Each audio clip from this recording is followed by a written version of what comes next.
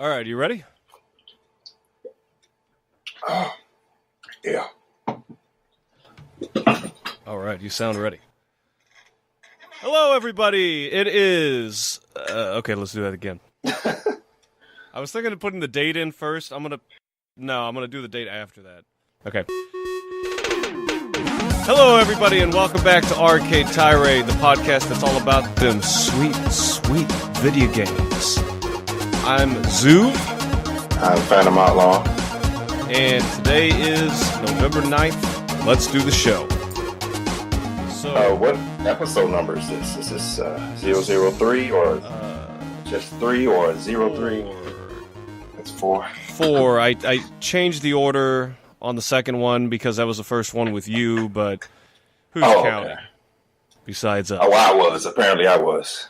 Well, I mean, this is the third one with you. This is the fourth one overall. Great. So we'll work that out. So what have you been playing lately, man? Damn, what have I been playing? Not much. Soul Calibur, Resident Evil 7 like 4 times last week. That's about it. Pokken Tournament. I guess I don't count the games I play like frequently because that's kind of an everyday thing. I'm trying to think of what I played.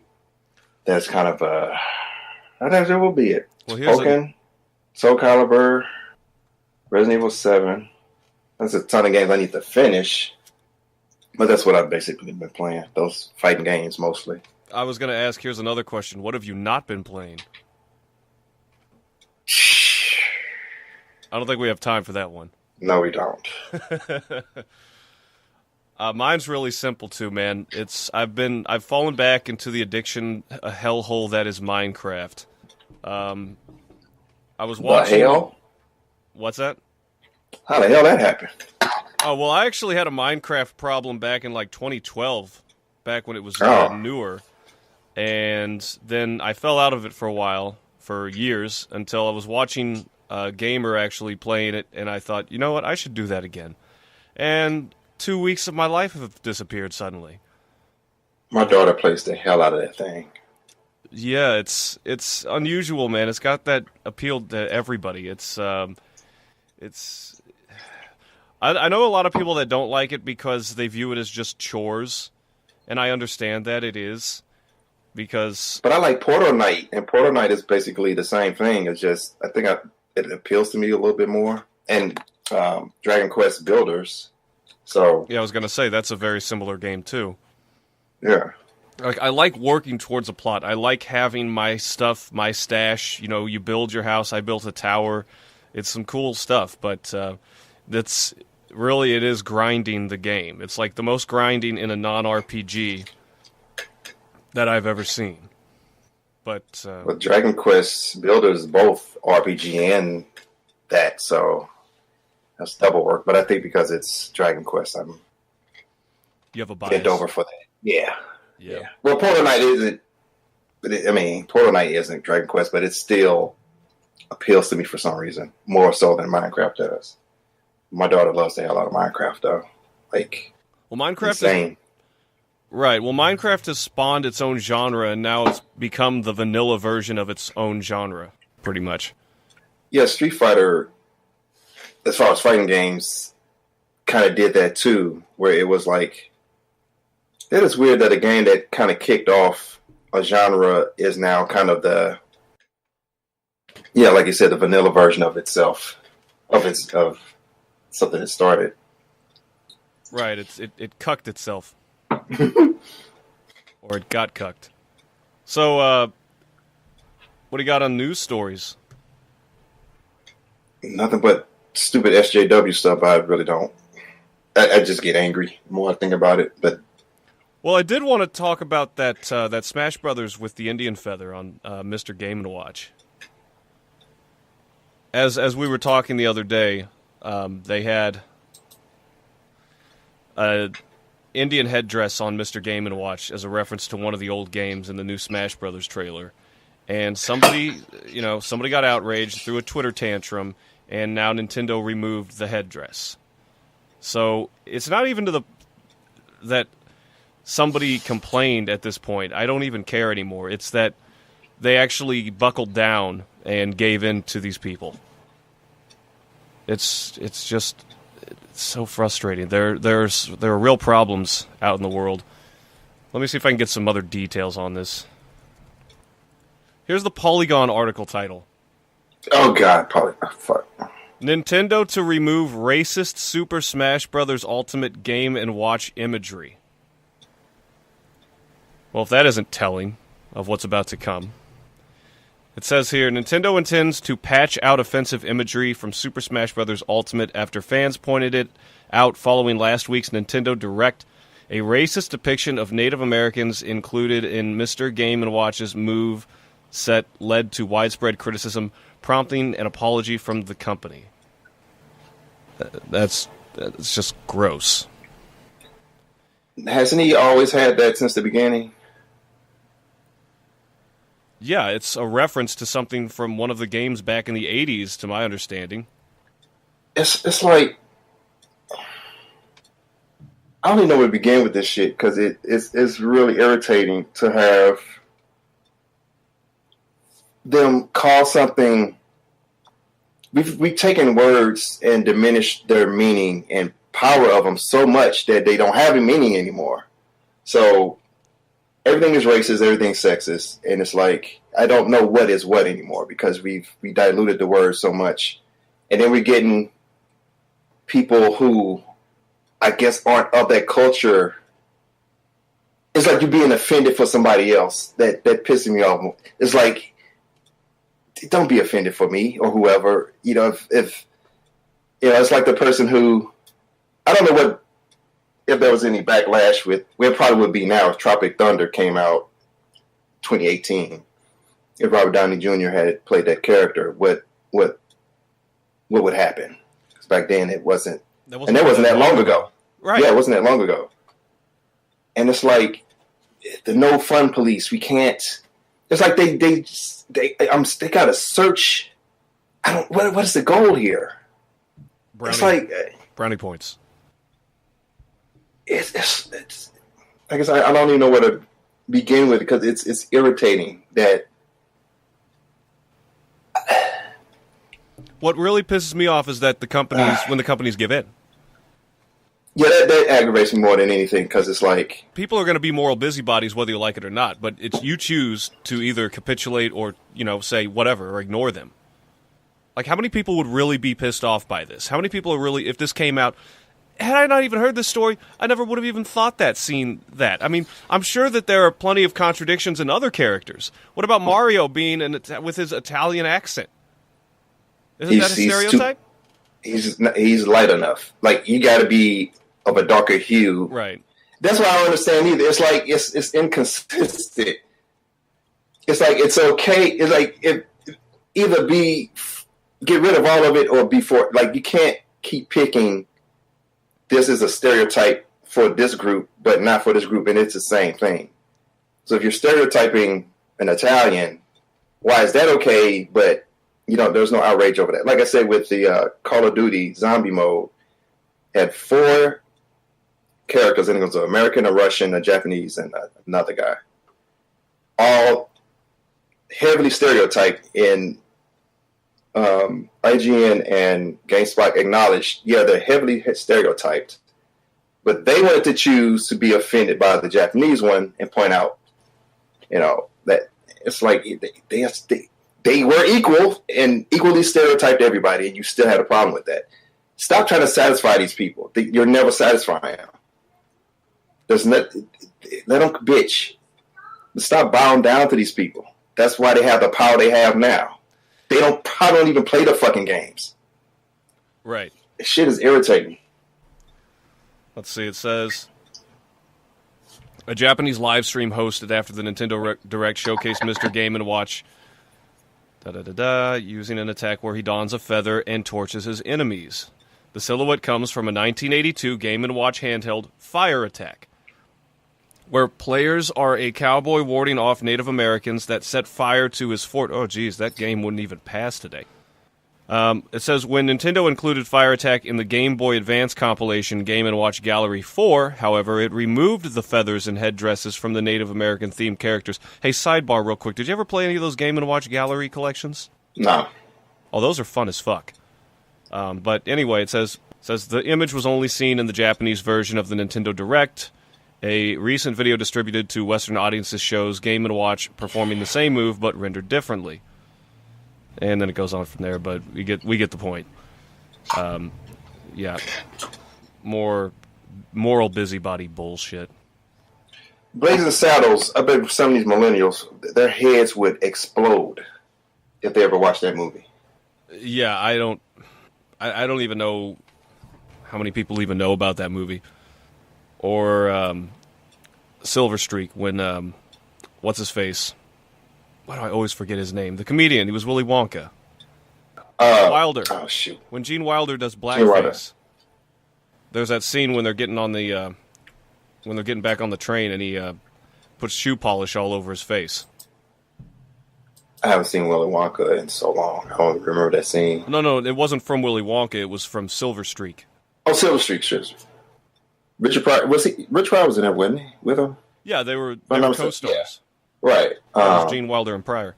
Yeah, and there's that scene where he's putting the shoe polish on his face, and he even teaches him like how to walk and how to talk jive, and he's got the boombox and everything. Yeah. Yeah. I miss those days because I knew what a joke was. The people in the 80s knew what jokes were. Since the 70s knew what jokes were. If we're so pussyfied with everything now, it's like, I don't know how. I haven't really listened to any comedians lately, so I don't know how they've had to kind of do their bits to not be, I mean, even Seinfeld was like, I remember he had I forgot who interviewed him, was talking about how it's gotten, even for him, how ridiculous it is, how PC we've become. And he's not even an offensive comedian, but he's like, this is ridiculous. I think it's talking about a college campus. Yeah, a lot of comedians won't do college campuses these days. Yeah. A lot of the big ones I've seen, their latest specials, guys like Joe Rogan, they don't really care. They just say whatever they want. Okay. Oh, that's cool, then. Yeah. So, 7 games to be on the lookout for in November. And at this point, I believe some of them are already out. So, let's see here. So, November 2nd, Diablo 3 Eternal Collection came out for the Nintendo Switch. Oh, speaking of that, well, I'll let you finish, because it's some shit that went down with Diablo. No, go ahead. I really didn't have too much on that. Oh, so they announced a new Diablo game, and it was for a smartphone, and the crowd went nuts the wrong way. Like, they booed. And then the guy on the panel was like, well, it's also for tablet. And they booed even more. Because I forgot what the guy said. It's mostly a PC game. And, you got a lot of loyal fans who were looking forward. It was a Diablo Immortal. Looking forward to another PC version of this game. They had no idea it was going to, smartphones and tablets. And they were not too happy about that. Well, I mean... And on their video trailer or something, the dislike to like ratio is crazy. But yeah, I mean, I played Diablo 2, and I don't know. I don't see why it couldn't work on a tablet. On a smartphone, I don't know. No, it's not that it. I get the ups. I can understand why they're upset. It's like if I'm trying to think of a game. It's just like what they did with Metroid. If they announced a new Metroid game, it was that kickball game, or whatever the fuck it was called. That came out for Game Boy. 3DS a couple years ago. Which game? It was a Metroid for the 3DS. You're talking about that one where you're with all those other guys. Yeah, because it was not even a Federation Force, right? Yeah, something like that. Yeah, because people were already pissed about Other M, and then the next game they get is Federation Force. Yeah, and then there was that then you say there's a soccer game or something like that. There's That's probably what I'm talking about. In there. Yeah. I think that's what I'm talking about. This Federation Force is what I think it is. Yeah, it did not look interesting to me. Never played that one. And there was a 6-year gap between any other Metroid games, and then you suddenly just get this. Yeah. So, and I think that's why I think the situation. I think the last time a Diablo game was out. But the fact that a new announcement for a Diablo game, it's pretty popular. They got a pretty big fan base, and when when they were like, "Hey, it's not on cell phone," it's like this is mostly a PC game, so I can understand. I would not being too happy about that. Yeah, I would rather have it on a PC or a full screen console. So the next one on the list is the Spyro Reignited Trilogy on November 13th. I'm all over that. PS4, Xbox One, $40. Well, that's the MSRP anyway. So it's a rehash of the first 3 games, right? Yes. Yeah, that sounds awesome. Same way they did Crash Bandicoot. Right, yeah, they're bringing it to a new generation. It's great. I'm glad we're starting to see now that we reached the point now where the 8-bit nostalgia era has passed, the 16-bit nostalgia era has passed, the 32-bit nostalgia era has passed. Now we're getting to the 64 PlayStation era. They're bringing it back. I mean, you see the PlayStation 1 classic that's coming out. Bringing back all these great franchises for a new generation. I'm all for it. Fallout 76, November 14th. Oh wow, I know that was that. That was something. PC. I thought it was coming out next month. No. PC, Xbox One, PS4. It's multiplayer. Now I believe it's multiplayer only, isn't it? Yeah, I've seen people on Twitch play it. It reminds me of a Survivor game like DayZ and I'm trying to think some other game like that.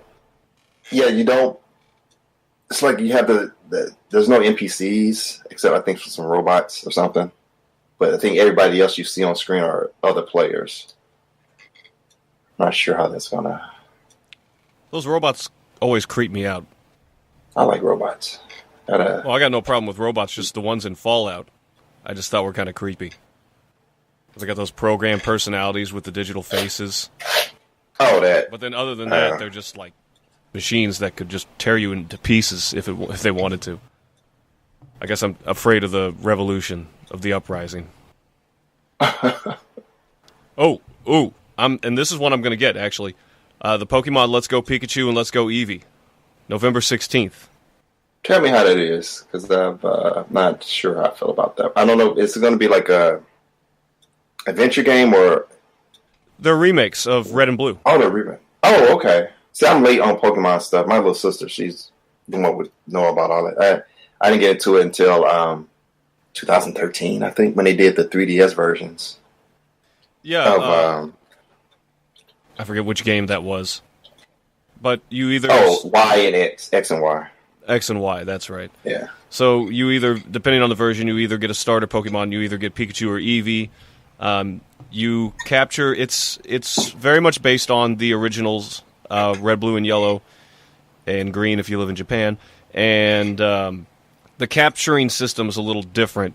You use motion control, similar to the Pokemon Go game. And I hear you can actually transfer your Pokemon Go Pokemon to the game.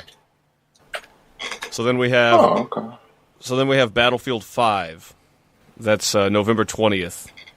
PC, Xbox One, PS4. Another World War II game. I really got nothing on that one. It's not really my cup of tea. I don't know. Are you going to play that? No, hell no. Warframe, November 20th. On Switch? Switch, yes. And it's free. Mm-hmm. Yeah, all of them. I fucking love Warframe. Me and my daughter play that together, too. That's a great game. So I know we've talked about... It's going to be interesting to see how that looks on the Switch, though. Yeah, we've talked about this before. So what's the appeal of Warframe? I'm a sucker for character design, and the way when I first saw it on Xbox One, I saw a free game. It's a looter shooter, pretty much. Like, can't compare it to Destiny or anything like that, but you level up, you can level your guns up, you go to different planets. Different planets, and there's different missions per planet where you can get. You don't even have to buy everything in the game is pretty much free. You don't have to buy the skins or anything, but you do get blueprints for like your guns, your armor. You get armor? Yeah, for like different body parts, like the head, you can change that. And you get like several different types of Tenno, which are the characters that you use to fight against the Grenier. You got bosses, stuff like that per planet. I think for each planet, yeah. And then you fight a main. When you get to I forgot what they call that thing. You bridge yourself to another planet. You have to fight a boss of that planet, and there's a certain criteria you have to meet before you can get to the other planet. But it's pretty fun. How do these games make money? I'm assuming people still buy the stuff because they can't wait for the blue. Because when you go to a planet, each planet when you unlock stuff, each planet have different material for your blueprints. They're not all in one planet, so you might have to. Some people, I guess, don't like waiting, right? So they prefer to maybe buy them. Okay, so there's optional things you can purchase. Okay, but it's not play to win or anything like that. So you don't. Yeah, it's mostly cosmetic stuff, skins and other items, but nothing to really not what Battlefront did, where pretty much paid to win on those games. And then finally we have Darksiders 3, November 22nd, PC, Xbox One, and PS4. They're still making Darksiders. They're still making motherfucking Darksiders. This time focusing on Fury to tell a story that runs parallel to previous games and follows the hero. Is it heroine or heroine? Whatever. On her mission to save the seven. Right, I know, but my reaction to see it is always heroine. But anyway, every time I see the word heroin, it's like that's what I got to remember. It's got an E on the end. I got to remember which one has the E and which one doesn't. So I know which one is. They mean the female hero and the drug. So it says, like other horsemen in the series, Fury hacks and slashes her way through demons in classic action game style, but she focuses more on magic, unlike her more combo-centric brothers. I love the first. Well, the second was probably my favorite out of those. The ones I played so far. So, the other big news, obviously everyone's been talking about this now since last week when it came out, Final Smash Bros. Ultimate Direct. So, a couple of the new standout features that people have been talking about, of course, new characters, Ken from Street Fighter II and the Pokemon Incineroar, who I'd never even heard of until this came out. And if you pre-order the game, though you won't get this character until a couple months after launch, probably, you'll be able to play as the Piranha Plant from Mario, which really surprised me. I wasn't expecting that. I don't know anybody that was expecting that. Then, of course, you're going to have the new Spirit system. There are 4 different classes, and you can use them to power up your fighter. That didn't really stand out to me. Who knows? Maybe I'll change my mind when the game comes out. You can now play in spectator mode, which I believe is a new feature. You just watch the other people battle. The game will support 11 different spoken languages, which changes all the voice acting. And there will be DLC, priced at $5.99 each, and every DLC package will include 1 new fighter, 1 new stage, and multiple music tracks. And that's one of the things I'm really excited about for this new Smash Brothers is the soundtrack. Because they have, I think, 60-plus hours of music. Yeah. Which is insane. And then, of course, the single-player mode, which will be called World of Light. Master Hand goes Thanos, basically, as we were saying when we were watching that trailer. That was pretty intense, but I'm not excited yet because I don't want this to be just like another bland hack your way through everything like the Subspace Emissary was in Brawl. I mean, not that I didn't like the single-player mode in Brawl, and I'm sure that it will get repetitive, but I have hope for it. I really want to see how this is, and I'm definitely getting the game. What are your thoughts on it? The whole game or the single-player mode or anything like that? I never gave a shit about story modes in fighting games. It's not a fighting game. Oh, in fighting games, okay. Yeah, fighting games. Yeah, gotcha. Yeah. There's this the only one that, because it was like a kung fu movie, was Mortal Kombat. It's the only one I actually liked, but most of them are kind of stupid. But I'll play through the Smash Brother one just to hopefully unlock stuff. I'm not gonna really care about much about what's going on with it. But when I was looking at the Direct a little bit before just to refresh Ken is probably the only thing I was really excited about as far as characters, being new characters and stuff. But I'm still excited. I'm getting it regardless. I just I think the Nintendo's it's not the game. It's the directs are usually. This was like 40 minutes, and it was like. Mm-hmm. Maybe I just get bored with the direct sometimes. No, I hear you. I was actually kind of falling off on that one too. There were moments where it lost my attention. I just didn't care about the spirit system. Spirit part. Yeah, I wanted to get to the meat, and they always save that for the end. Yeah, but the shit is getting bought, so it didn't. Yeah, whatever. Oh right, no, you had me sold when Smash Brothers. Back on that direct last year where you saw the emblem, I was already sold. That freaked me. Like I was watching Trihex at the time he was watching it. I forgot what he said. It was hilarious.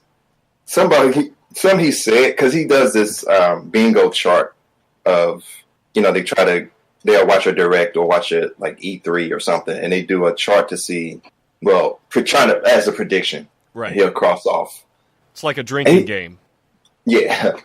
He's something about blown. Oh, he said he would eat his shoe because there are people telling him, he didn't believe it would be a Smash Brothers reveal. He's like, oh, if there is, I'll eat a shoe on screen. And that's when they showed that emblem that doing that after that. Oh my God, the squid people. The Inklings. Yeah. And when they turned around, it was that symbol in her reflecting her eyeball. It was like, he was like, oh, he freaked out. I did too. And then, he ended up he actually ate a shoe on Twitch. It was kind of funny. That probably has good fiber in it, I guess. I don't know, but you got to live up to it, though. He's a man of his word. Yeah, he's a man of his word. Yeah, that's why people love him, I guess. He's too perfect. Fuck him. Well, yeah, there's that too, but still. Yeah, he's legit perfect, though. At least he stands by what he says. Thank you. Right. But yeah, fuck him anyway. Gorgeous afro, fucking great fantastic at games. He's buff. His girlfriend is hot as hell. Motherfucking can draw. He's like the most interesting man. He's more interesting than the most interesting man on the planet. It's retarded. The most interesting gamer. It's still fucking. It's just fucking good at everything. You sound a little salty, man. You sound a little salty.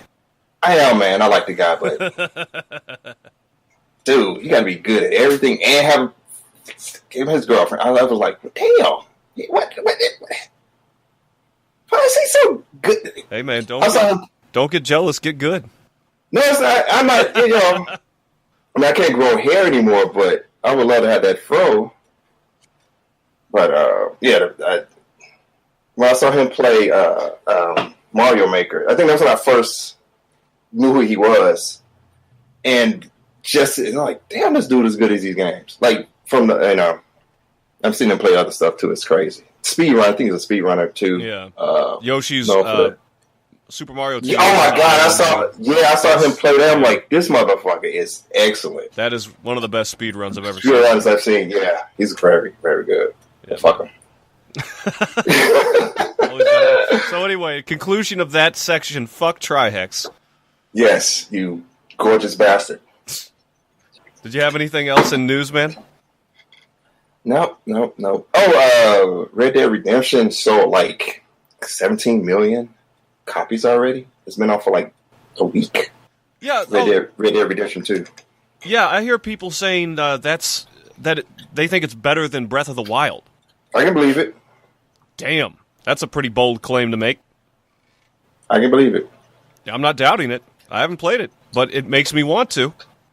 The first one was fantastic. And it was one of the most anticipated games this year.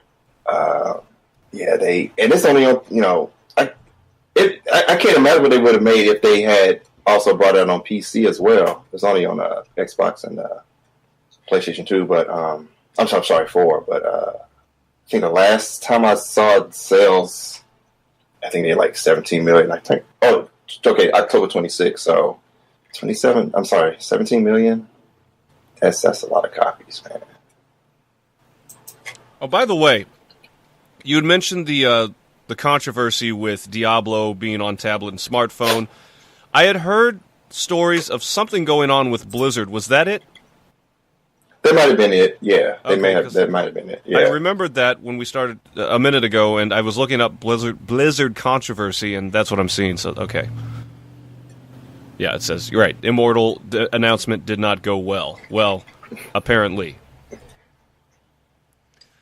All right, let me. I was tripping off. I'm sorry. I was just tripping off the dude's response because I think somebody in the audience asked him a question.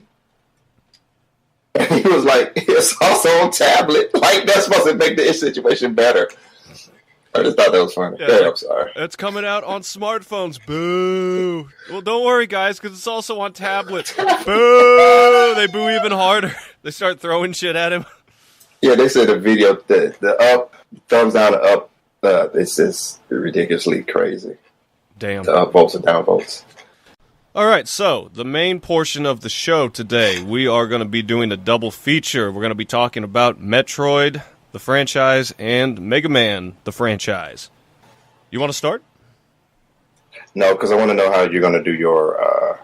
I wasn't sure how to introduce this topic necessarily, so let's see how you do it and follow how you do it. Okay.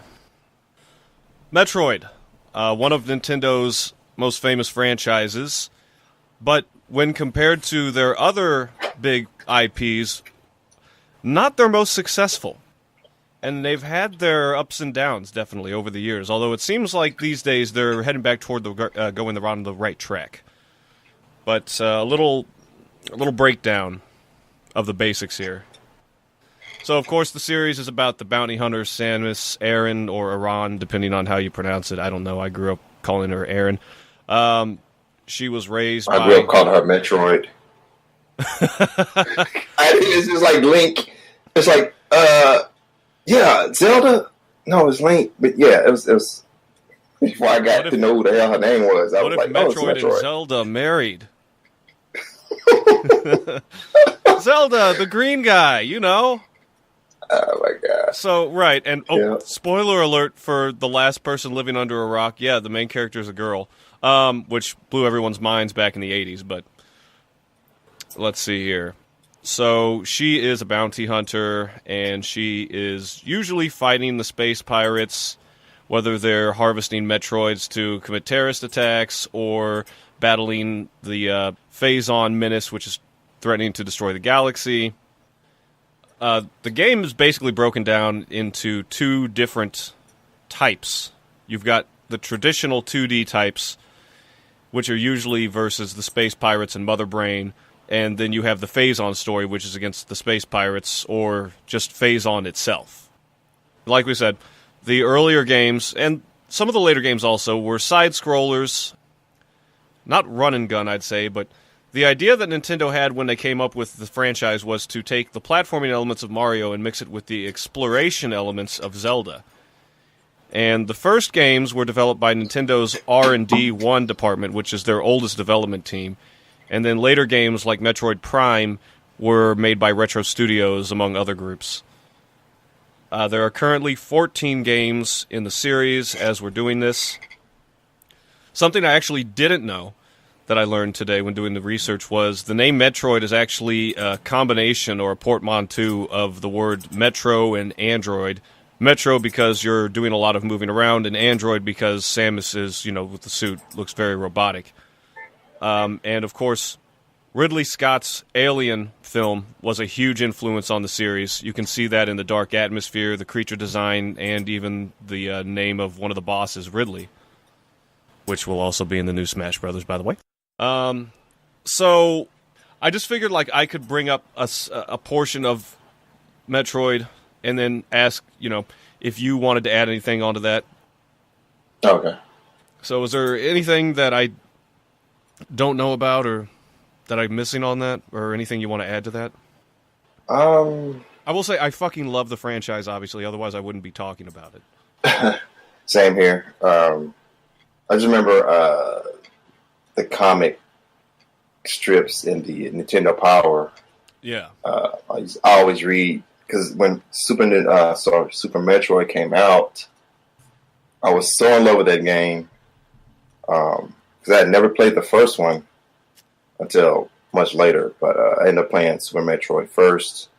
I knew of Metroid, but again, I never really know what it was about when it was on the NES. So Super Metroid pretty much got me into Metroid, which made me go play the other one. I don't think I played much of the Game Boy versions, but yeah. Yeah, it's funny you mentioned that. Next, I'm going to break down like the most notable games in the series, but I actually didn't really have much for Metroid 2, the original, because I thought that the remake had a bigger impact. Not that I thought it was a bad game, the original Metroid 2, but I just didn't think that it added up to the rest of the list. And I would agree to say that Super Metroid would be a good starting point for someone who hasn't played any Metroid games. Because the original Metroid is just, unless you're really like hard on for some nostalgia and some complexity or frustration, I should say, it's outdated, I think, at this point. I mean, there were flaws in the game, I think, that were perfected through Super Metroid. And I've heard people argue you should start with Zero Mission, actually, because chronologically that's the first game. Right. But I just think that Super Metroid has the best to offer of the side-scrolling Metroid games. And the physics of Zero Mission are a little more light than... I thought they were a little more rigid than Super Metroid. There was something just very organic feeling about the controls of that game, which I think was one of the biggest reasons that it did so well. But I don't want to talk too much on Super Metroid yet, because I want to break them down game by game. So, 1986, we get the first Metroid. We're introduced to Samus Aran,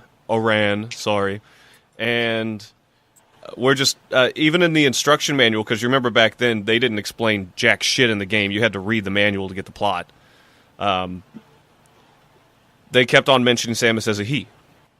And so you go to planet Zebes, and you have to stop the Mother Brain and the space pirates, even though you actually never see a space pirate in the game, because they just didn't have the capabilities to do them justice. And you stop the Mother Brain, you kill all the Metroids, and then you escape, and then at the very end, the helmet comes off, and it's a girl! So that was the big deal about that. And of course, that game introduced some of the, I guess for the earlier gamers, it's a bigger deal. Brinstar and Norfair, which are a couple of the, made regions in the game.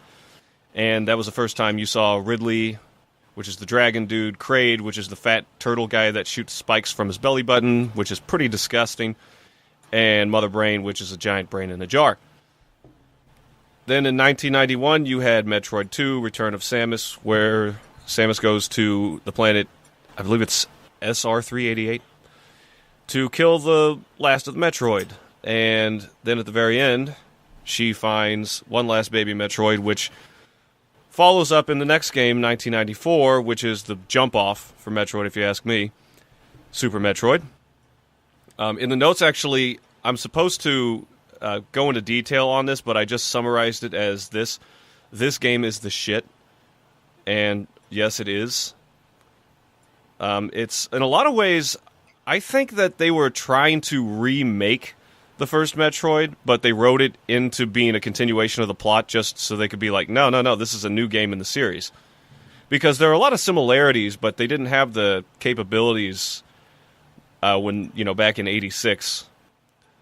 The soundtrack. I think that this game wouldn't have been nearly as successful if it weren't for the soundtrack, which was...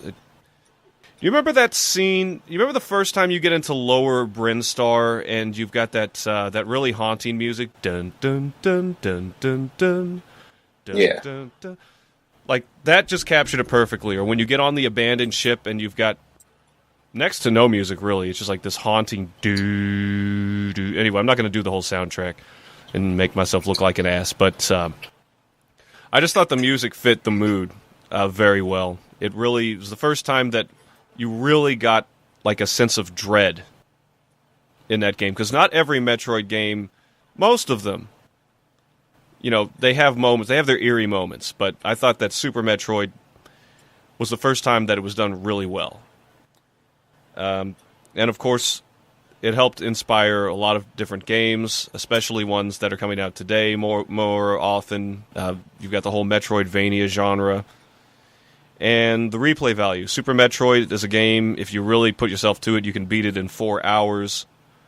But you'll want to play it again and again and again. And you'll want to find ways to cheat against the way that the game is set up.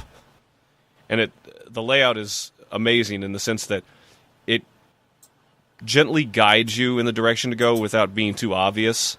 Something which they really drop the ball on in games like Other M. But this, I just thought, for 2D Metroids, they did it perfectly. You got any thoughts on any of those games up to this point? When you mentioned the soundtrack, I remember fighting the boss, Spore Spawn, I think that's his name. Yeah. The music in that, I remember I would just roll into a ball in the corner to listen to the music of that particular boss. I love something about that. I love that music on that particular stage. Oh, yeah, it was great, man. Or how about the very opening of the game where you're on that space station and there's just dead bodies littered on the floor and nobody's there. And then all of a sudden you go to that room and then you see that eye come out of the darkness. Yeah. And then the battle music comes in. Ridley's theme, they call it. I fucking love Ridley's theme, too. It's one of the songs that has stuck through the series, actually, while most of the other ones didn't. I want to play that game. I want to go play that game right now. I got so many memories of that game, man. I remember there was so much hype around it, and 24 megs of power or something it was saying. It was splashed right on the front of the box. I thought the box art was kind of lame, but for a game like that, I was like, they could have done it better. Yeah, really? I think it looked the way. I think again, I'm a Nazi about this stuff. The way the way Ridley's positioned, and where she kind of, it didn't look. It kind of like it looked weird. The same thing with the Street Fighter box art, where it's like it looked odd the way they were positioned. I mean, I just thought the positioning of it was weird. Well, let me pull it real quick so I can get a. Yeah, let me look at it too. I remember focusing on that for some odd reason when I first saw it. Like, they could have done it better. I bought a box art for that. I mean, they definitely did good to capture the action. I do think it's funny, when I was a kid, I didn't notice. So yeah, Ridley doesn't look exactly like Ridley. I mean, you want to be a real Nazi about it. Ridley's purple in the game. He's red here. And then the way she's kind of not like a no-look shot to the chin. Right. And then you got the green claw over the forearm. You got Kraid like falling down. Like, where's Kraid gonna land? And he looks like more of the focus of the box than she does. So that's what, again, it's the Nazi thing in me about positioning characters and what the focal point when you do stuff. And then the Metroid is just kind of, it's just thrown up there. But that's nitpicking. It's a fantastic game, but it's just I am the Super weird Metroid about is kind of sloppy about the box art on stuff. I used to always be real like, oh my god, could they have done a better job of that? But what's in the box is what matters. The game is fucking fantastic. I'm sure. I don't count details to this point normally, but I'm sure that there's probably a Nazi that's harsher than you that would actually be like, well, actually, Ridley doesn't have 4 claws on his forearms. If you look at the game, it clearly shows that he has 3, or I don't know. I mean, to grab that Metroid capsule, though, he would need opposable thumbs. Well, no, he's got the opposable claws on the back, too. Anyway. Yeah, just a weird nitpick I had when I first picked up the game. I was like, because what I would do is when I would get into Super Nintendo games, I would keep the boxes for a little bit. I didn't have a camera at the time to like take pictures of them, so I would keep the box. But I mean, I could have kept the manual. But anyway, I kept the manuals, but for some reason I had this manual is awesome. Weird thing where I kept the boxes for a little bit. And that one just threw me off. Like, do you still have better? Oh no, I had to get rid of it. I had a kid, man. I still got the strategy guide that I bought from 1994. I still have that, actually. I kept a lot of this stuff for a long time. I just was running out of room with a lot of this stuff, and I just had to pitch it. It was heartbreaking because I was like, I think I scanned a lot of the picture on the scanner. I would cut the front of the boxes and keep. I was like, "That's if I want to keep them like this and keep room, I can at least scan these pictures and upload them on the computer, and watch them that way." But well, at least you got that. You remember, Pat Contry, Pat the NES punk? No. So he's another guy that's been doing game videos since like 2008, and I saw he's got like this 8-part video collection where he goes through his whole house. He's like turned, I don't know, but it looks like he's got multiple rooms in his house where he just has collections of games all the way back to Atari 2600. It's insane. He has just like this fantastic library of games going all the way back to the 80s or the 70s even. And he has a room where he's prided himself. He owns every single NES game ever in existence, including Track and Field. I believe it's Track and Field. American or Japanese? The rarest one. The rarest one. Does he have from both all regions or just from American versions of every game? I think just American, though he does have some Japanese variants also. Oh, okay. And what was it? There was this one episode where he was, I don't want to get too far off track, but there was one episode where he found the Nintendo, what was that competition they used to have? They just brought it back. They had a special... The one that Nintendo did? Or yeah, Nintendo did, and they made a specified cart that they only used at the competition, and he actually has a copy of that, too. Oh, wow, okay. Yeah, I forgot they used to have those things. That's right. So they call them, though. So there was a big blackout period for Metroid from 94 through the rest of the decade. We didn't have an N64 Metroid game. It wasn't until 2002 that we got anything new in Metroid, and I actually thought that the series was dead at that point. But we got Metroid Prime and Metroid Fusion. What do I say about Metroid Prime? It was, people wondered how do you do Metroid in 3D? How do you do Metroid in 3D? Well, Retro Studios, they did the first-person approach, and I thought that it stayed pretty faithful to the Metroid formula. It was a very different game. I loved the shit out of that game. That was, I think, one of the first games I got, maybe the first game I got for the GameCube. And, of course, the Prime trilogy. Some games were like more than others. You had, in 2004, you had Metroid Prime 2 Echoes, which a lot of people actually prefer. I never played that one, but I've seen enough of the game to understand the appeal with the light in the dark world and the phase-on and all the creepy enemies you have to fight. And then Metroid Prime 3 Corruption in 07. Again, I haven't played it. I hear it was a good game, but some common issues is that it was too crowded. The environments were kind of too similar looking.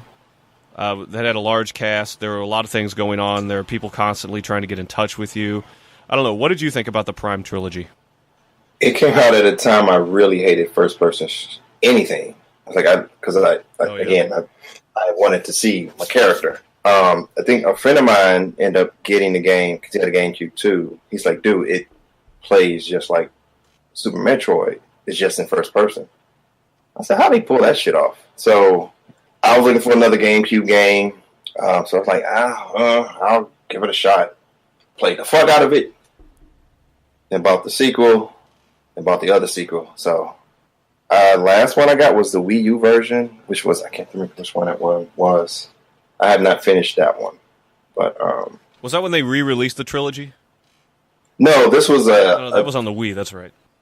Yeah, this one had I think a continuing story, or it was called, was that Corruption? Yeah. That was Corruption. Okay. Oh, Corruption was on the Wii U? Yeah.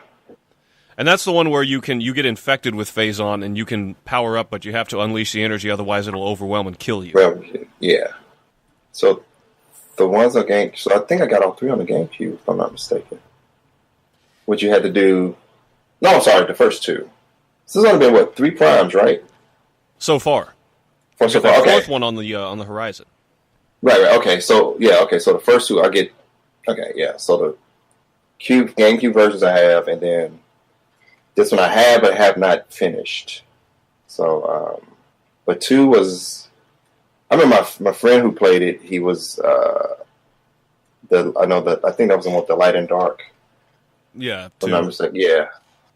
That's where you had to fight the Ing. Yeah, I think when I fought the end, when I got to, I'm like, I didn't know how to. I died like so many times because I couldn't understand what I was doing, and then I was like, oh my god, this is what I was supposed to do.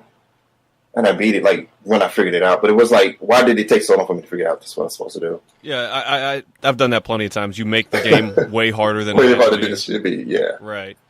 Yeah, so man. I can't that's where you give Corruption a fair because I haven't beat it. But the first 2, Jesus, I was really impressed with what they were able to do with the first person version of a Metroid game. Let me ask you this: were you a scanning Nazi? Yes. Mm-hmm. Yes. You tried to scan. Yeah, I was too. I scanned everything. I was completionist, man. Right. That's what I do. The thing that was frustrating about, I think, Part 3 is that there were certain unlockables you could only get when you used some of their online features that they've discontinued, so you can't truly complete it anymore. Right, yeah. Unless you, like, get a save state or you hack it. Right. So that's a disappointment for completionists. Yeah. Then in 2010, you have... And I'm just going by other people's takes on this. I can't say. I've heard good things, but I've heard more complaints about this Metroid game than any other M. Yeah, from what I understand, the system was you were told when you could use your abilities. Yeah, you were basically bossed through the whole game. Okay. It's like, what? And then the Samus was an asshole, so she wasn't... Her character was annoying. I got the impression that she was really emo. Yeah. She was very whiny. She was very... Because it takes place between Metroid 2 and Super Metroid. And so she's always worried about... She's always lamenting about the baby Metroid. The baby. Yeah, it's very much more plot-focused and linear than the other Metroids. And it's a lot more psychological, from what I gather. There were some cool flashback scenes, I thought. Like... the fight with Mother Brain when she's got that giant biomechanical body. Yeah. One thing, though, one positive that seemed to be there was that they finally made a 3D non-first-person Metroid game that seemed the mechanics of it. You finally have a third-person 3D perspective on a Metroid game. So then there was another silent period for Metroid. Well, I mean, you had the Federation Force that we were talking about. That was funny. Somebody was talking about, so fans were disappointed when they got a very hacky, unfulfilling Metroid game. And then it was followed up by a very hacky, unfulfilling Metroid game. But again, of course, I can't say anything for Federation Force because I never really played it. But from what I've seen, it looks kind of hokey. Yeah. And then Zero Mission. I didn't mention Zero Mission. It falls in here somewhere. I played that one. That was, 2004. Same year that Metroid Prime 2 came out. I liked Zero Mission. I did too. I thought it was a pretty good game. A very good remake. And that was the first time you got to see Zero Suit Samus, so that's another plus. But there was another blackout period for Metroid. You didn't see another game that was received pretty well until Metroid Samus Returns in 2017, which was, of course, the remake of Metroid 2. Now, I know you have that one. Yes, I have that one.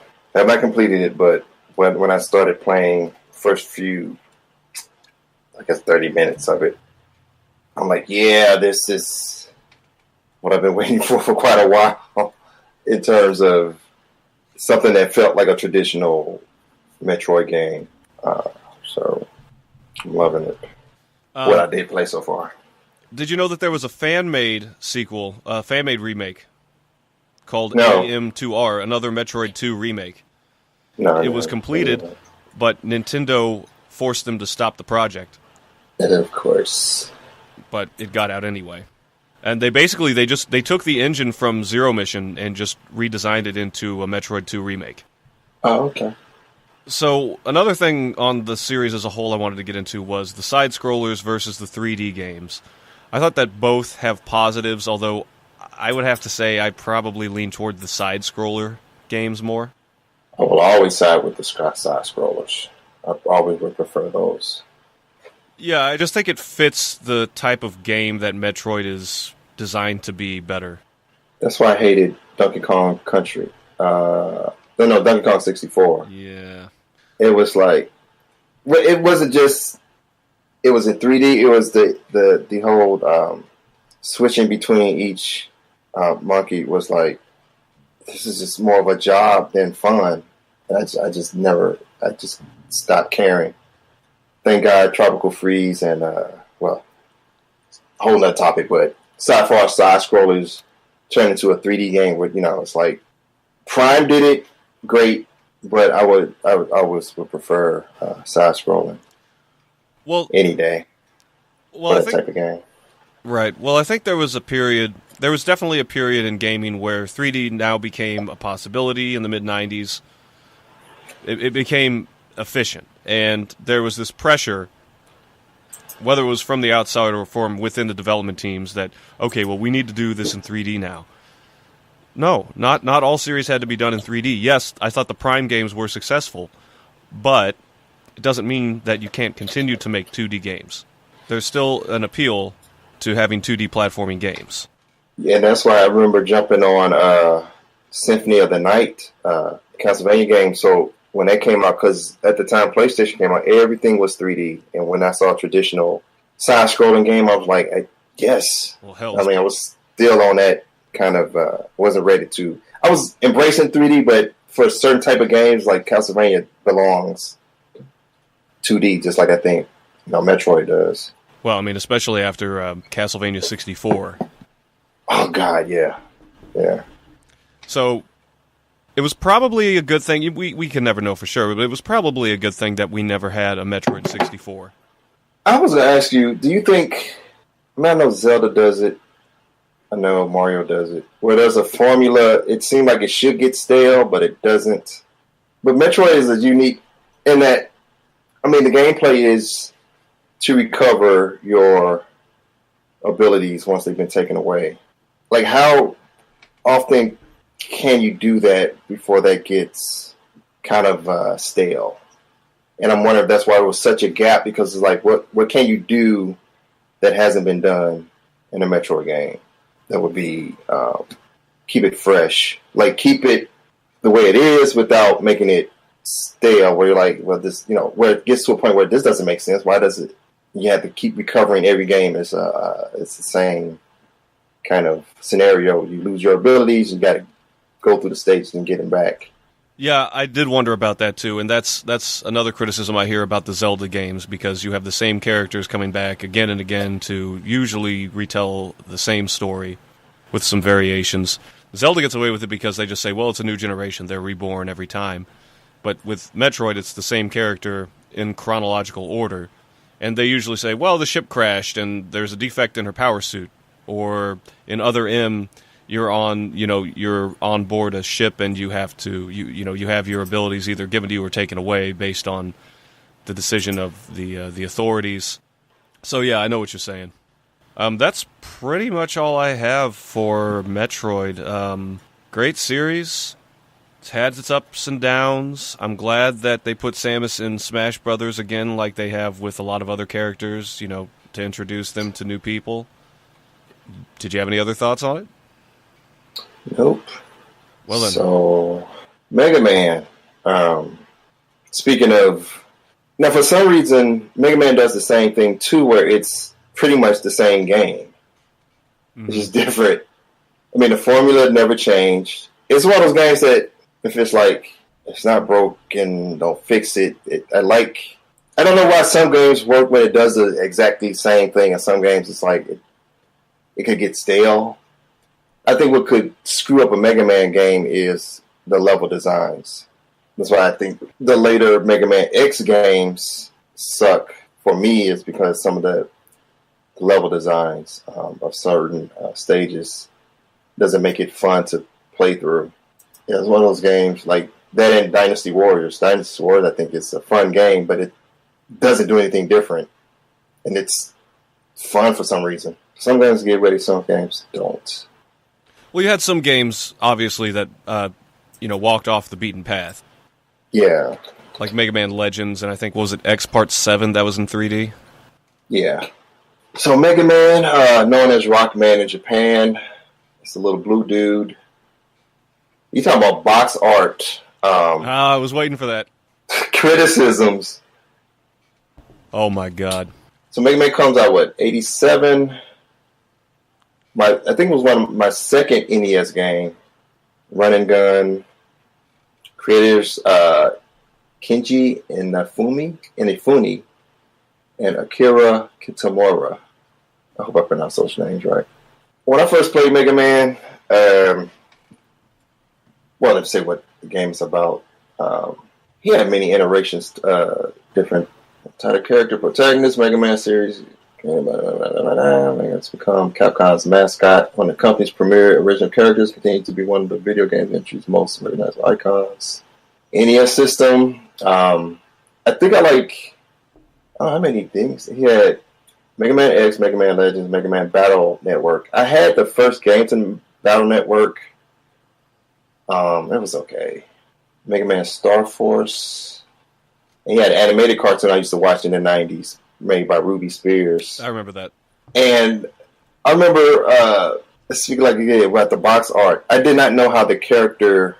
I mean, I know it's the limitations of the systems back then, but he never looked like what the box art showed him to look like. And it was always a freakish thing to see. He had so many different looks to him, but they never... It was like, what is he exactly? What were you about to say? Well, I was just going to say the American version of the Mega Man box art. The Japanese version actually was pretty good. But the first Mega Man in America, the box art is just painful to look at. I don't think the designer even had never even seen the game. And yeah, I guess that's what throws me off. Like, when they designed them for the sprites, on the box art was he so different? And then by the time you get to Mega Man 3, he's got like, this is how he kind of looked on the Mega Man cartoon, where he had these muscles. Mm-hmm. And I could never tell, was Mega Man supposed to be a man or a midget or a boy, or, because of the man part, but like, okay. Mega Man 2, he looks a little better, he's blue, but he's got like this visor. He looks like a grown man, so does some of the enemies. Well, right, what it comes down to is that Mega Man is a chibi character. And they use more realistic human figures, which doesn't look bad. So by the time they got to 5, they kept that with that design. Except then his face has that. I don't know if you ever seen that Woody from Toy Story, the creepy Woody. Yeah. Yeah, every time I see that face, it reminds me of that. Yeah. But the gameplay is run and gun. He started off in 87. So he's at Mega Man, Mega Man 2, Mega Man 3, Mega Man... I'm assuming these are the Game Boy games. Yeah. By the way, I'd just like to point out, in Mega Man 3, the box art, he's shooting at the robot's crotch. Yeah. And look how he's looking at it. Mm-hmm. It's like, He's got that, Yeah. I'm going to get me some of that robot dick. Mega Man 3 Wily Wars, Mega Man 4, and the Game Boy games, Mega Man 5, all the way down to... I thought Mega Man and Bass was pretty good. Power Fighters, I'm assuming that was on in Japan. Released in Japan in 96. Yeah, he's had a ton of freaking games. I like in Smash Brothers when you do was that Final Smash? Is that what it's called? When all his different forms of him shoot you. Yeah. Like there's Mega Man X, then you have the one from Battle Network. Basically, the gameplay is you try to do it in order because one, pick an ice character to fight the fire character or vice versa. Fight 8 enemies. Then, trying to remember, I think when I got Mega Man, may have been Mega Man 1 or 2. Rock, paper, scissors, gameplay. I think once you beat everybody, you go through another series of stages, then you fight all 8 of them again until you get to the final boss. I don't know how the game continues to keep that same form and still be pretty fun. Again, for me, it would depend on how the levels are designed, if it's, I guess, a good game or not, especially when they're pretty much the same games. So You go to the X series, which I think I kind of like the Mega Man X series more because it felt. I mean, at the time I got it, I remember it felt more adult to me. The stories were a little bit darker. Yeah, I agree. I liked X more. Had the same kind of form, except you can get the armor. It had like the same concept of getting their power, but you also get power. Your armor also had a lot to do with the gameplay elements too. I had Mega Man Legends, never finished it. The Mega Man skin was used in the zombie game, Dead Rising. Part 3 had the Mega Man X skin. I think 1 or 2 used I think it was the yellow and blue skin of some fighting game. I think a fighting game or one of the Dead Rising games used that. With the first box art where he's yellow and blue, they use that skin as for your character. In the first Mega Man X?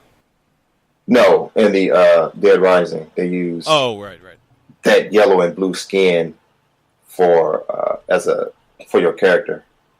Because in the Dead Rising games, you can use different types of skin for fun on your main character. And I remember one of the suits was the old Mega Man game, Mega Man suits. The Mega Man 3 had the Mega Man X outfit. Some of those games are hit and miss. I never really cared for the Battle Network. I did have the first one. I just couldn't get into it too much. I think it was set on a grid where it's kind of not so much art, run and gun. I can't remember how the game was set up. Well, it was an RPG, right? Yeah, it's pretty much that. Don't think I own any of the Game Boy Advance games, so. What about the plot? I like how Mega Man 11 kind of goes back to show the young Dr. Wily and Dr. Light, and how Dr. Light how he kind of became a bad guy. I thought that was kind of cool, how they show that intro. But how did the first Metroid story go? It was one of those games that, especially back then, I don't think I paid much. I didn't think the stories was that deep for me to. I mean, even Metroid, I think Super Metroid had a deeper, compared to Mega Man, had a deeper story, I guess. Well, there's so many Mega Man games. They just sort of keep bringing back a lot of the same characters. To my understanding, the basic plot for the Mega Man basic games are that once upon a time, Dr. Light, and by the way, did you ever think Dr. Light looked like George Lucas? Oh, yeah. Yeah. I always thought that. So, yeah, Dr. Light and Dr. Wily, they used to be partners, and they made these robots to defend Earth, and then Dr. Wily went evil, and so Dr. Light built Mega Man to go and stop him. Pretty much. And then Mega Man X, of course, you're fighting Sigma instead. Yeah. Which is... I remember the Reploids or the Super Nintendo. Came out Super Nintendo. I got that game. I remember Nintendo Power, when I got the game, and introduced Mega Man X. Well, I remember hearing about this new version of Mega Man. I think EGM was covering it at the time that I heard about it. I was already a fan of Mega Man, but when X came out, it was like, especially with Super Nintendo graphics at the time, it was like, well, what is this? I wasn't sure if it was supposed to be. I didn't know what the X meant. I didn't know what they were actually doing with the series. If was they a rehash, or I didn't know what to expect from it. But it ended up being a different or more adult version for me. Than it was, like I said, it's a lot darker. Seemed like more grown up in terms of the story. Well, there was more of a moral dilemma in those games also, right? Because you had the Mavericks that went rogue and they were against humanity. And it was sort of like a dark take on the X-Men kind of plot. You have these outcasts, except for that they're actually hostile against humankind. Yeah. Even though in X-Men you had that too, but... Yeah. And I always liked Zero. I always thought... I think when he got messed up in the game, I was like, oh no! Oh yeah, Zero was great. Great, yeah. I think he had his own games, or at least a version of him in the handheld versions. So a lot of the characters were based off of references to music, right? Oh, in the X series? Well, just in the Mega Man in general. Like you had Rockman, then you had Bass. You mean the names of the characters, and also the music was a lot like heavy metal. But then when you get to the enemies, that's what was different. That was the thing with Mega Man X2. The enemies were more like animals, whereas the Mega Man was like, I guess, dudes. Yeah. Or whatever. Yeah. But I didn't play, like I said, I didn't play much of the Game Boy versions. Now, the Game Boy Advance, I do have Mega Man and Bass. Was it 9 or 10? Where it was that on Super Nintendo? Yeah, I think it was. Where he was more, the design of him was, he was not, the sprite for him. He looked more like the chibi box art that we see now. That was, I can't remember if it was 9 or 10, though. Right, but by the time we got to X, he was more adult-looking.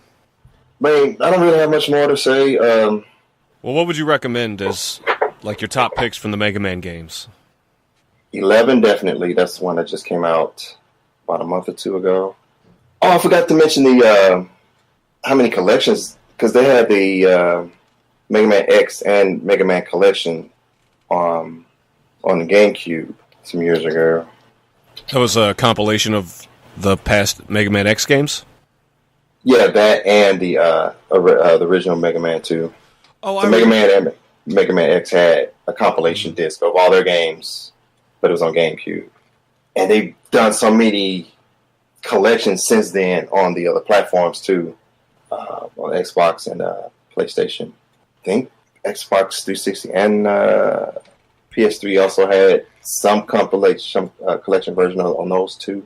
So on GameCube, it was the Mega Man Anniversary Collection, which had 1 through 8 or 9. 10, I think. No, 10. What? I think 10. What? I'm trying to think what the PlayStation version was. But they had a PlayStation, a brand new Mega Man game on that one. I can't remember what Mega Man that one is. Who was your favorite? Came out boss? around 96.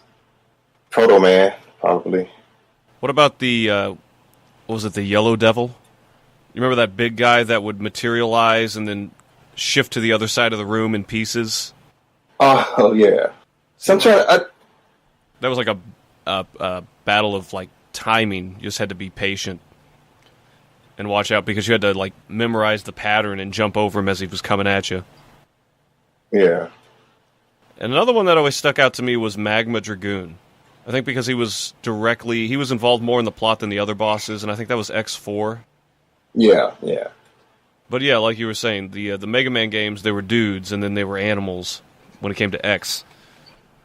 I preferred a lot of the techniques you could use in X. It made things a lot more smooth. While things in Mega Man were a lot more rigid. Everything felt more uptight. Yeah, and I don't know if it was... Like, when I played X and when you were able to climb... It's like when I go back to play Mega Man games, I have to remember I can't climb on those. I have to slide. Or the mechanics are different. But him being able to climb on things, I thought was like... That's a cool mechanic. So this released this year was the Mega Man X Legacy Collection 1 and 2. That goes from 1 to 8. I like what they added to these. You see like the concept art. Yeah, it goes from the second collection goes from 5 to Mega Man X 5 to 8. But it had like the music, some of the toys that they sold, concept art and stuff like that for the game. I like looking at that stuff. Did you think the early games were unfair in their difficulty? I think once you got the power of the enemies now. But like I said, I think it came down to game design, level design. I think, like, if you compared, like, the very first Mega Man X, it was easy. Oh, well, definitely the first X. It was pretty easy, and then the other ones got progressively harder, but or at least more of a challenge. Well, I'll say the regular Mega Man ones were... I think what was annoying about those was if you left, when you scrolled up or to the side of a screen, if you left out of that particular, how the enemies would respawn, and they were constantly shooting at you, and trying to use... go ahead, what were you going to say? I was just going to say, the final bosses, the the fortresses that you had to go through were usually a pain in the dick. I remember the first fight against Sigma in the first Mega Man X, especially just that final battle. Son of a bitch. First you had to fight his dog. Yeah. Then you had to fight him, and then he, of course, this isn't my final form, which is per typical with the bosses. Rush, that's what I was trying to read. I never knew how to properly use Rush. Another rock reference. Yeah. In the Mega Man games, when I first played them, I would just run through it with, Mega Man and everything, but... I don't think I've ever played a Mega Man game with Rush. That was... He started showing up in Mega Man, in the original Mega Man series, right? But which game was it? Wasn't it 3 or 4? Yeah, I think so. Because I think they started added, kind of, I don't know if you call them familiars, but help characters. You had the Blue Bird that I think would drop stuff. I know in 11, they have a meter you can use for Rush and Mega Man's, his meter. And it'll deplete how often you use Rush to get to certain parts of the level. Right, it was a way of helping you through the level, but you can only use it so much. Yeah. So here's another thing about Mega Man himself. I've heard two conflicting storylines. I've heard that he was built just from scratch as a robot, and then I've heard other stories where he was a human and then he was turned into a robot. Actually, from this, it's a Mega Man known as Hero of the Game. Created by Dr. Light with assistance by Dr. Wily. Originally created in a lab assistant named Rock. He was modified for battle after the disgruntled Dr. Wily reprogrammed the original robot masters. Due to his viable weapon system, he can copy the weapons of any robot master he defeats in combat and use it as his ability. So he's like Kirby. Yeah. But Kirby came out after, right? Did he come out after Mega Man? Well, I don't think it was an intentional ripoff. No, I know. I'm just wondering when the whole copy characters. But I guess the difference is that Kirby can do that. Mega Man had a specific route he would have to go to do that, where Kirby didn't have to. Did you ever see There Will Be Brawl? No. Have you heard of it? Yes. Okay, so you know what it's about then. Somewhat. You might have to elaborate. It's like this dark reimagining. These guys, they made this movie. It's a dark reimagining of Smash Brothers, and they've got all the characters, and they're all living in desperation in this city. And Kirby is a cannibal like Hannibal Lecter. They keep him in a cage, and he's got a mask over his mouth. It's pretty entertaining. You just got me thinking about that when we were talking about Kirby just becoming everything that he consumes. But that's pretty much all I got about the game series. It's kind of the same games, different enemies you fight. Same with the X series, is just a little different. I don't know if I say they were repetitive. I mean, the concept is, but like I said, I think what would make or break a lot of the Mega Man games, in my opinion, would be level designs that were fun to go through. I don't know if I can say. I know with the X series, because I spend more time with the X series, I can kind of go through and say which one is my favorite to my least favorite with the regular Mega Man X. Regular Mega Man games. I would say I'm loving 11 so far. I would think they'd say that was probably the best one so far that I've played. One thing I wanted to say, and to the people listening especially, go and take a look at this. What I liked about when they rehashed the series, when they did Mega Man 9 and 10, box art. It's a total shout-out to the original. They did it better this time, but they definitely remembered some of the elements.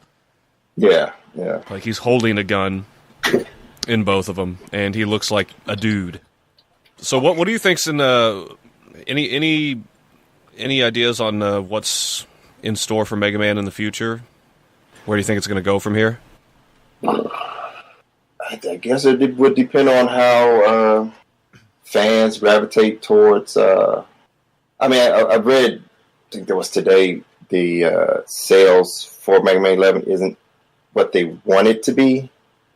I think they were expecting more, especially with the Red Dead coming out and all these other games coming out. I don't know if it'll get lost, and only with real fans of the series be the ones that with new audience embrace a game like this, where it's pretty old school still, but they added some new elements to it. But it's kind of an old school type of game.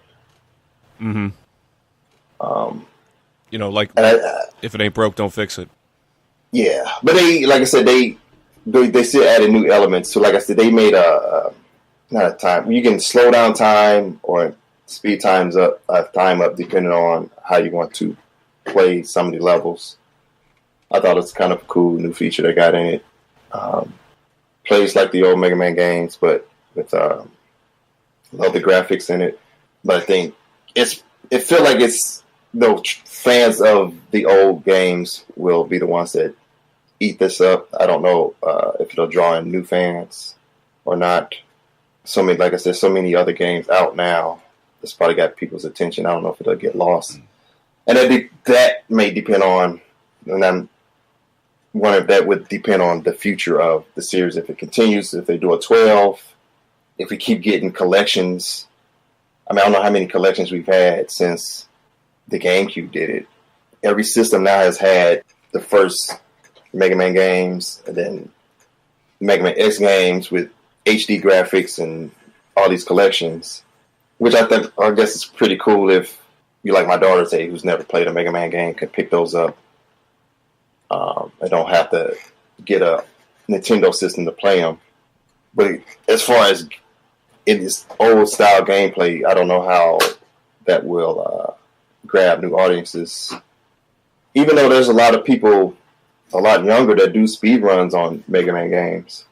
Yeah. So I think there's an appeal for the better games of their generation, such as with Super Metroid, Mega Man X1. I don't know about you, I would personally recommend for a newbie to start with X1.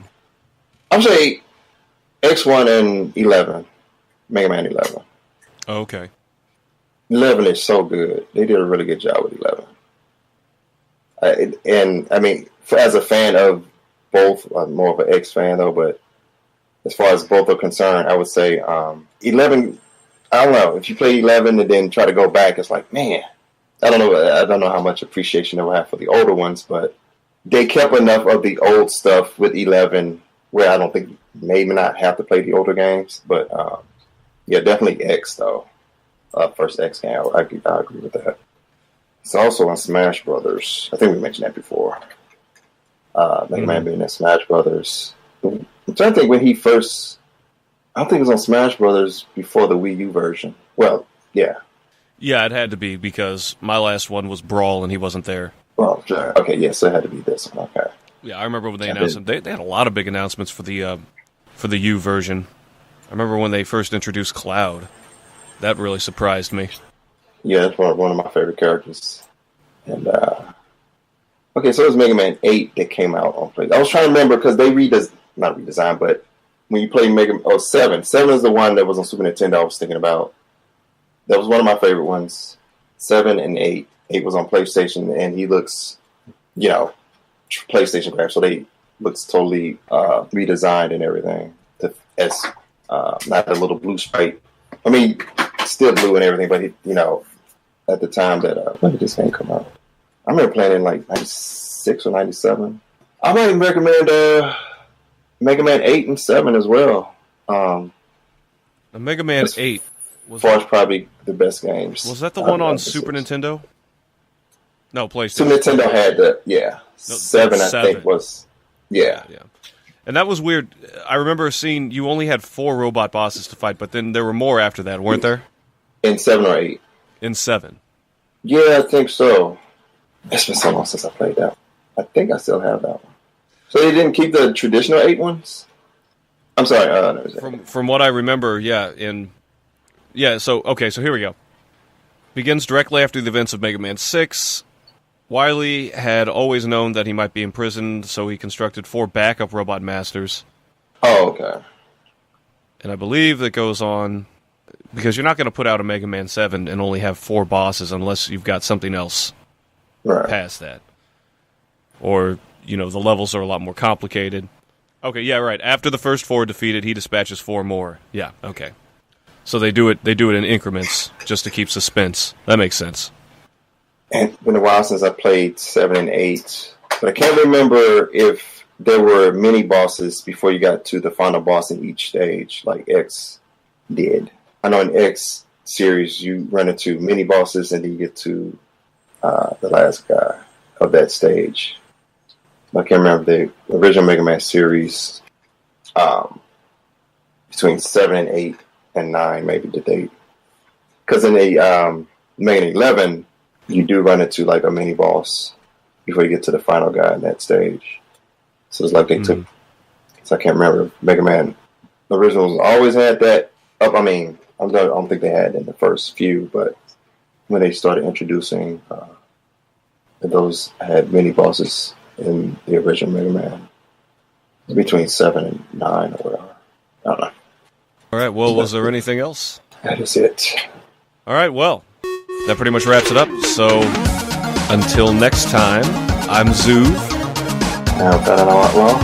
And we have to come up with some kind of outro line.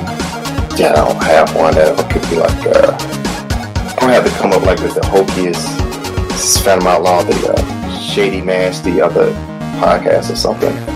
I have nothing, man. If I came up with an outro, it would be cringy as hell. I wouldn't know how to. It would feel too funny to me. It would have to be something that would be natural. Well, we'll figure it out. Yeah. My daughter makes noise in the background. I can edit that out. Okay. Yeah, you did. I know you're not trying, but anyway. That'd be our outro. Kick your kids out. Yeah, kick your kids out. All right, man. Well, next week, and we'll figure out what we're gonna do. Don't forget Warframe. Oh, okay. This has been Arcade Tirade, and don't forget Warframe, and also kick your kids out. Kick your kids out. Kick your kids out.